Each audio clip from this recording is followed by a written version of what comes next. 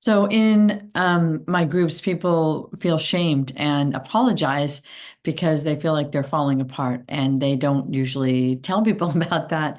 And in the group, people do. They talk about it. And so thank goodness for the creative people in my group who use humor to address things. Is somebody in the group was saying that there's a mural in San Francisco, and this is the one I enclosed in the post, that says sometimes people fall apart and things fall apart like that, and I still love them, like burritos or tacos. And so I was thinking about, yeah, even though you fall apart, people still love you. You get to be lovable, and you get to love yourself and get to be understood.